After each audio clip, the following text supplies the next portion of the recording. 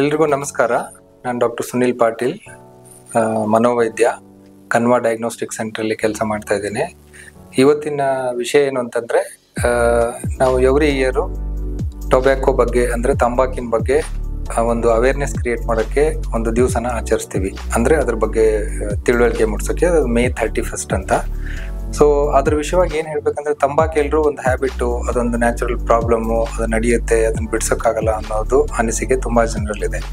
But ಅದರಿಂದ ಆಗುವಂಥ ಅನಾಹುತಗಳು, ಆರೋಗ್ಯದಲ್ಲಿ ಆಗುವಂಥ ಸಮಸ್ಯೆಗಳು ತುಂಬ ಇದೆ.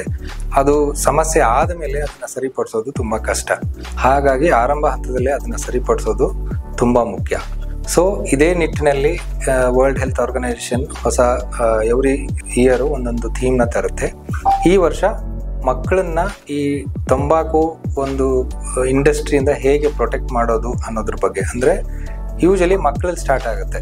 ಈಗೀಗಂತೂ ಸಣ್ಣ ಮಕ್ಕಳು ಕೂಡ ತಂಬಾಕಿನ ಬಗ್ಗೆ ತುಂಬ ಕ್ಯೂರಿಯಾಸಿಟಿ ಬೆಳೆಸ್ಕೊಂಡು ಏನೋ ಚೆಕ್ ಮಾಡೋಕ್ಕೆ ಹೋಗ್ತಾರೆ. ಆಮೇಲೆ ಅದೇ ಹ್ಯಾಬಿಟ್ನ ಬೆಳೆಸ್ಕೊಂಡು ನಂತರ ಬೇರೆ ಬೇರೆ ಅಡಿಕ್ಷನ್ಗಳಿಗೂ ಗುರಿ ಆಗ್ತಾರೆ. ಉದಾಹರಣೆಗೆ, ಈಗಿನ ಕಾಲದಲ್ಲಿ ತುಂಬ ಜನ ಈ ಸಿಗರೇಟ್ ತೊಗೊಂಡ್ರೆ ಏನಾಗಲ್ಲ, ಈ ಸಿಗರೇಟಿಂದ ಸೇಫ್ ಇರುತ್ತೆ, ಅದರಲ್ಲಿ ನಿಕೋಟಿನ್ ಇರಲ್ಲ ಅನ್ನೋ ಒಂದು ಮನೋಭಾವನೆ ಇದೆ. ಬಟ್ ಅದರಿಂದ ಆಗುವ ಅನಾಹುತಗಳು ತುಂಬ ಇದೆ. ಅದ್ರ ಬಗ್ಗೆ ತುಂಬ ರಿಸರ್ಚ್ ಎಲ್ಲ ನಡೆದು ಅದನ್ನು ಈಗ ಬ್ಯಾನ್ ಮಾಡಿದ್ದಾರೆ. ಇಂಡಿಯಾದಲ್ಲೂ ಬ್ಯಾನ್ ಮಾಡಿದ್ದಾರೆ, ಬೇರೆ ಕಡೆನೂ ಬ್ಯಾನ್ ಮಾಡಿದ್ದಾರೆ. ಸಿಗರೇಟ್ ಬಗ್ಗೆ ಯಾಕೆ ಇಷ್ಟು ಯೋಚನೆ ಮಾಡ್ಬೇಕಂದ್ರೆ, ಸಿಗರೇಟಿಂದ ಕೂದಲಿಂದ ಹಿಡಿದು ಸ್ಕಿನ್ವರೆಗೂ, ಹಾರ್ಟಿಂದ ಹಿಡಿದು ಲಂಗ್ಸ್ವರೆಗೂ ತುಂಬ ಸಮಸ್ಯೆಗಳು ಬರುತ್ತೆ.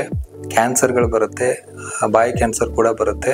ಹಾಗಾಗಿ ಇದನ್ನ ಟ್ರೀಟ್ಮೆಂಟ್ ಕೊಡೋದಕ್ಕೆ ಮನೋವೈದ್ಯರಲ್ಲಿ ಬಂದರೆ ಅದಕ್ಕೆ ಮಾತ್ರೆಗಳು ಇದೆ, ಚಿಂಗಮ್ ಥರ ಕೊಡ್ತೀವಿ.